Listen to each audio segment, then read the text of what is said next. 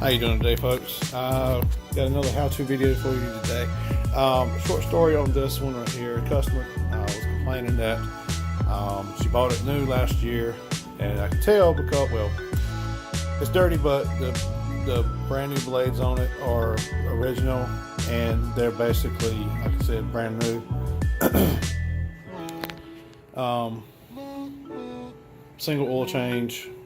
This will be the first one since last season, and I don't think the older lady would lie to me, but took the air filter off just to check. It was caked. It's a filter that has an oil in it, a light I don't know, saturation of oil to help filtrate the air going into the carburetor. Well, the only problem with those is if you do not clean them out, they collect everything. And I do mean everything, which that right there, you couldn't even see the filter material at all. It was just grass and dirt.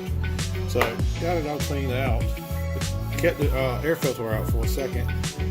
Tried to prime it a few times, and then it started right away. It blew out a little bit of smoke, but it hadn't been ran since last season. So it's a little Murray, got a Bridgestone, or not Bridgestone, Bridgestone motor on it. So it ain't really nothing too fancy. It's just something to do inside the city limits. Not a very big yard to do, but a couple pulls, and it just comes right on. So we cleaned the spark plug for her. Clean this, obviously, and there's really nothing else I can do to it. It runs, and that was the main problem. The only thing I'm going to do now is give her an oil change, and that's what our how-to video is going to be today. This one right here, it's got the dipstick's out of it right now because I'm about to flip this on its side. Now, it doesn't look like it has a vent on it, but I'm not going to have it all the way over, and it's really low on fuel. If you have a way of capping that off or getting the fuel out before you do this, do it. Other than that, what we're going to do is we're going to move this away, roll this back, and I'm going to get a container. I just got a household container. It's not warm. Now, the only reason I'm not going to do it is if the if the gas does leak, it doesn't leak, or gravity's going to send it. So that should be it. Now on some of these, on the motor bases, they'll have a plug, a little square hole. You put your wrench in it, and that's the bolt that you take out to change the oil. This one does not, but if you do, it'll be underneath, and it looks somewhat like a drain plug or a reverse drain plug. But this one just has that right there, so that's what we're going to do. Alright, it's easier to do it with a second person, but you can do it with one. I'm going to try to put this over top.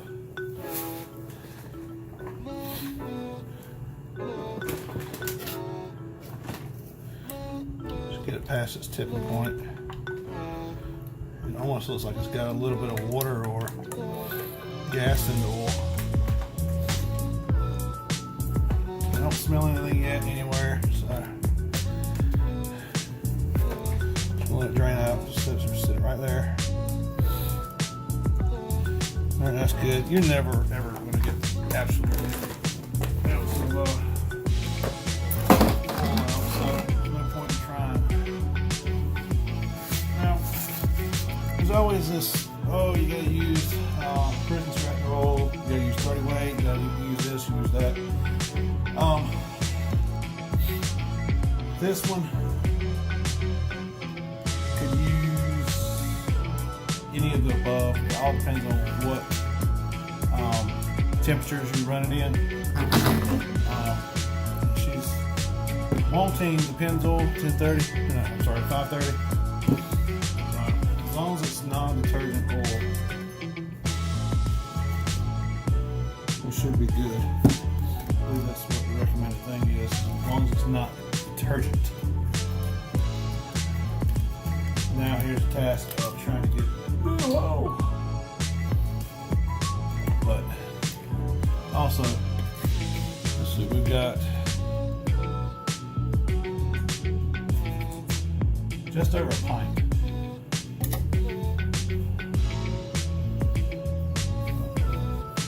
Shouldn't take too much. Wish I had a skinny funnel.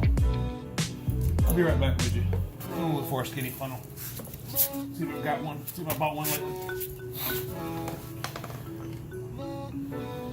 Alright, I got one. It's lucky. I was gonna make a mess. So y'all can enjoy it, I guess. Alright.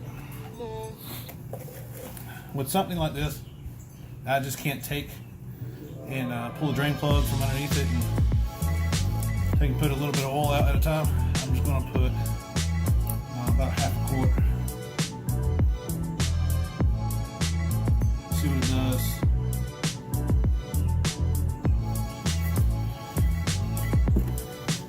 See if I can get y'all up here. Don't mind the mess, it's always like this. Alright, that's not half.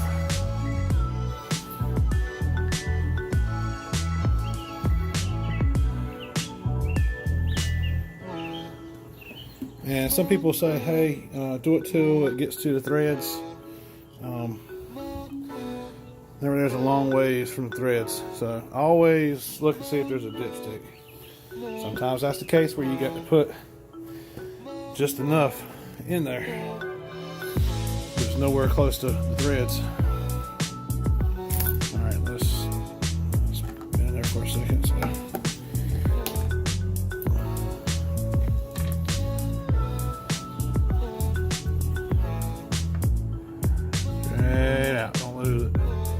Alright, so what we got? See if we can't get a glare. Oh, that's too much of a glare. It's good. It's already shiny. Well, if you can't see it, it's just above the little arrow. So I'm gonna have to take some out. If you're new to this stuff, if you're not mechanically inclined, you've never really worked on anything, it's not a big deal. A lot of people are exposed to different things. You might be smarter or read better than I can, but I can fix the car faster than you can. But anyways, between these lines right here, as long as you are in between them, you're good. Recommended, top off. Top line will be here. Bottom, you should start to add it. If you don't see it up there, then you get to work. Alright. Again, like I said, it's gonna take a lot to get out. But I love to do it. Probably gonna be just about where it starts. I'm gonna have to stop it right out the gate. And let's stop it. I hate wasting good oil.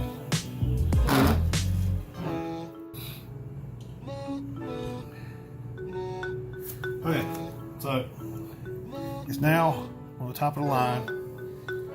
Not sure if you can see it. It's on top of the line. Now it's in the operations safe mode. So there you go. There you have it. Just wipe up the excess oil. Makes it look all nice and shiny. It's still technically brand new, but it gets dirty real quick. This one right here has got a motion deck on it. Probably angle that up or get something to hook it and keep it open and fling it out, and probably wouldn't get so dirty. But that's it. That's how to check and change your motor oil on your push mower. So y'all have a good Memorial Day weekend, and I'll see y'all in the next video.